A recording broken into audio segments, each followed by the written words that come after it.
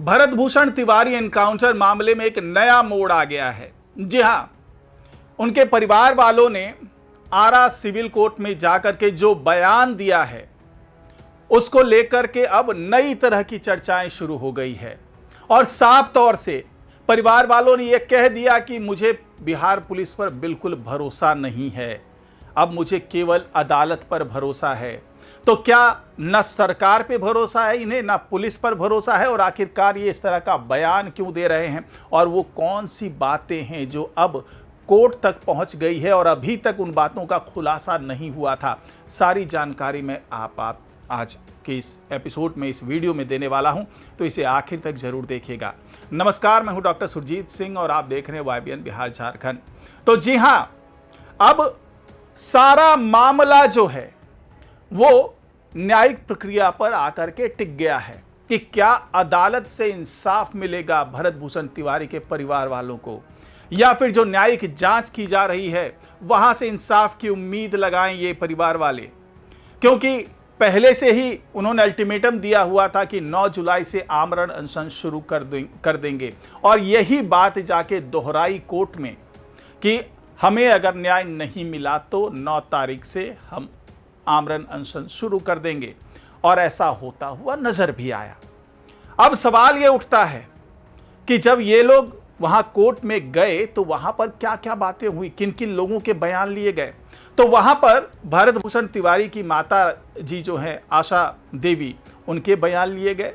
जो भरत भूषण तिवारी के भाई हैं चंदन तिवारी, उनके बयान लिए गए। जो भाभी है सुमन देवी, उनके बयान लिए गए। और सभी लोगों ने एक ही तरह का बयान दिया। बयान ये कि उनके भाई को, उनके बेटे को, उनके देवर को 5 गोलियां मारी गई, जबकि सरेंडर कर दिया था भरत भूषण तिवारी ने, इसके बावजूद गोली मारी गई। सबसे बड़ी बात, उसके फोन का कोई अता पता नहीं है अभी तक।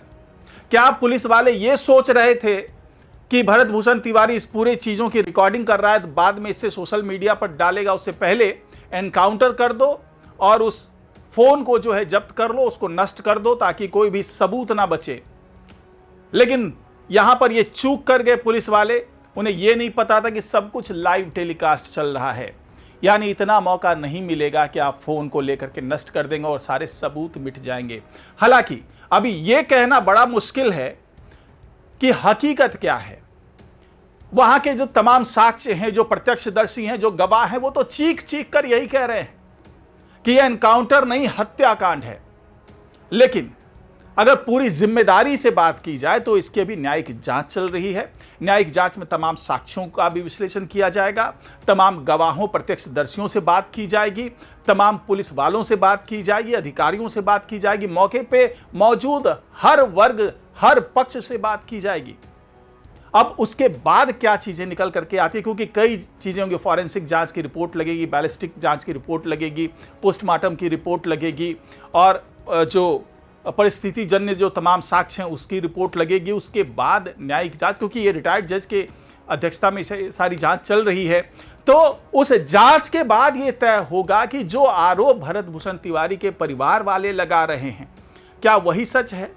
क्योंकि अभी तक जो सरकार से जुड़े हुए जो मंत्री हैं, जो घटक दल के नेता लोग हैं, वो भी तमाम जो बयान दे रहे हैं उसमें तो साफ साफ यही लग रहा है कि यह एनकाउंटर नहीं बल्कि एक सोची समझी साजिश के तहत हत्या की गई है। तो अब जो भारी सुरक्षा व्यवस्था के बीच में इनके परिवार वालों को लेकर के जाया गया आरा सिविल कोर्ट, और वहां पर जज के सामने इनका बयान हुआ, और बयान में जिस तरीके से इन्होंने अपनी बात रखी है उसके बाद से अब चर्चा तेज है। हालांकि कई चीजें बहुत गोपनीय रखी जा रही है, उसका खुलासा भी सार्वजनिक तौर पर नहीं किया जा रहा है, लेकिन यह माना जा रहा है कि जिस तरीके से आशा देवी बाहर आकर के उन्होंने कहा कि मैंने हर चीज जज के सामने रख दी है, पूरी पोल पट्टी खोल दी है पुलिस वालों की, और जो बयान मैंने अभी तक किसी को नहीं दिया था वो मैंने कोर्ट के सामने दे दिया है। अब मुझे अदालत पर भरोसा है कि वो न्याय करेंगे, मेरे बेटे के लिए इंसाफ देंगे।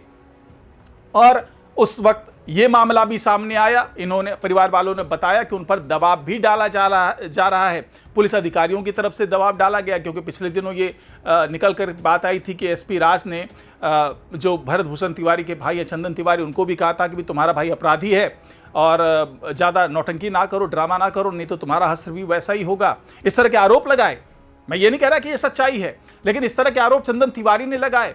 आशा देवी ने आरोप लगाए कि कहा था कि भाई इस तरह की नौटंकी ड्रामा सब बंद करो, नहीं तो ठीक नहीं होगा। इस तरह से मतलब धमकी भरे लहजे में इन्होंने अपनी बात रखी थी।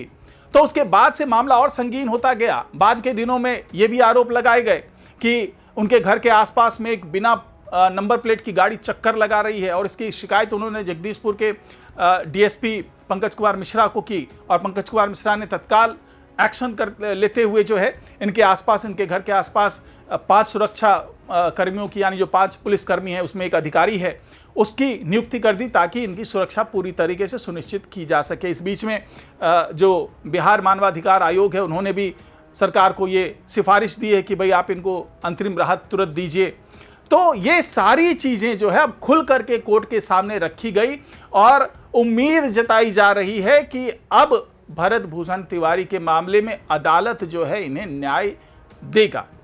तो कुल मिलाकर के अब यही बात है कि जो तमाम साक्ष्य पेश किए गए, जो अपने बयान दिए गए हैं, उसके आधार पर आगे की कार्रवाई की जाएगी। अब उस आगे की कार्रवाई में क्या वो न्यायिक जांच से जो रिपोर्ट आई है उसे भी अदालत में रखा जाएगा, उस पर भी चर्चा होगी, या न्यायिक जांच की प्रक्रिया अलग चलेगी, अदालत की प्रक्रिया अलग चलेगी। और दूसरी तरफ जो बिहार ह्यूमन राइट कमीशन ने जो सिफारिश की है उसकी बात अलग होगी, क्योंकि 3 अगस्त तक का टाइम लिया है बिहार सरकार ने वहाँ पर अपनी रिपोर्ट देने के लिए। तो कुल मिलाकर के अभी नज़र बनी हुई है कि भरत भूषण तिवारी को न्याय मिलता है या नहीं। तो फिलहाल आज की रिपोर्ट में इतना ही। नमस्कार।